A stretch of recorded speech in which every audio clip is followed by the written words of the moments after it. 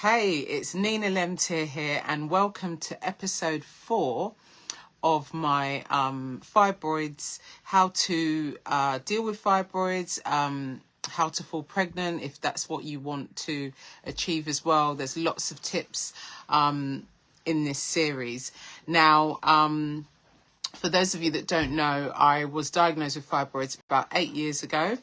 And I had one was as big as a football, and I could not, it all explained my miscarriages and things up until then, because I couldn't carry a child and have these fibroids. So I had to have a myomectomy to have the large ones removed. They left the smaller ones because I was at risk of bleeding out if they tried to remove them all. So they only removed the big ones. They left the smaller ones, and fast forward 8 years, I've got 2 girls, and I'm currently 28 weeks pregnant with my third baby. I'm having a baby boy, and I've shrunk the remaining fibroids over the last 8 years, and they're still showing up on the scan, but they're much smaller and they're not causing any trouble.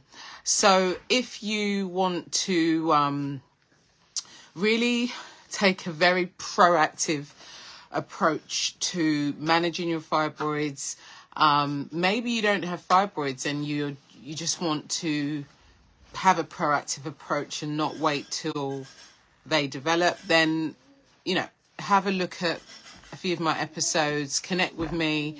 I have a group for women only called Holistic Wellness Women on Facebook. So I'll put the link under this video in the description box. And let's connect, because it's so important to realize that supplements are not just supplements. There's a lot of crap out there. And just being able to safeguard yourself and your family from toxins, and just being aware of how you can minimize all these things that have a big impact over time on our health, on our mental health and our physical health.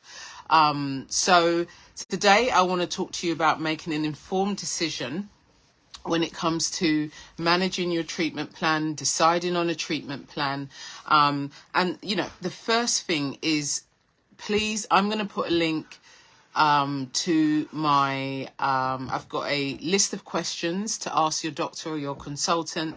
Download that, that link, that information pack, and please ask your consultant and doctor those questions and write down those answers. Number 2 is to keep a plan in terms of your symptoms. So keep a diary of your symptoms, good days, bad days, patterns in terms of anything that you're experiencing. And once you've kind of hit a 3-month of records, you're able to identify patterns and things. And this is not just about physical, this is about mental, how you might feel at a particular time of the month, and just putting in, action steps in place to counteract and to support you during different parts of the month. And when you actually have a diary and you're able to answer questions in more depth about what you're experiencing, that also tells the consultant, doctor, the medical professional, that you're really, really hands-on, and you're not one to be fobbed off, and they take you more seriously. So definitely keep a record of your personal kind of progress. Now, it's important to research your options in regards to whatever may be suggested to you. And it's good to get kind of the American School of Thought and the British, I live in the UK. I had my treatment in the UK, but I found that there was a lot more information from kind of American resources. So everything kind of adds up to keep you well informed, and that's what you want to do. You want to make an informed decision. Now, don't compare yourself. Obviously, you can get ideas and insight into what other women are going through, you know, their treatment plans and things. But it's very important to understand we are all different. And for example, even just medication, how I will absorb medication would be different to maybe how you would absorb medication. So just something as basic as that just shows you the differences. So it's important to get, you know, an idea. It's nice to, well, I say nice, but it's comforting to know that you're not the only one having certain symptoms, you know, in certain situations. But it's very important that you take everything with a pinch of salt and make sure you go on your own guidance from your own medical professional. And yeah, take it on a very individual basis. And also link it in with your personal goals. So when I was diagnosed with fibroids, I very much wanted to start a family very soon.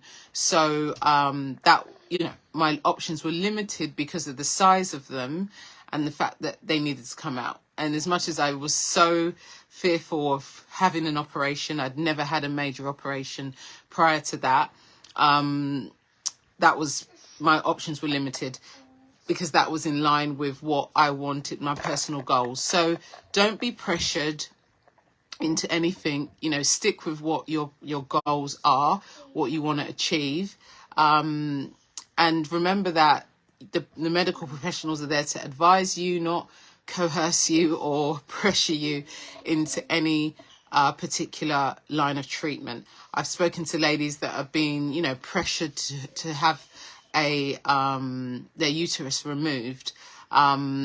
So you shouldn't feel pressured to do anything. Please always remember that. So, yep, it's a short one today. Thank you so much for watching.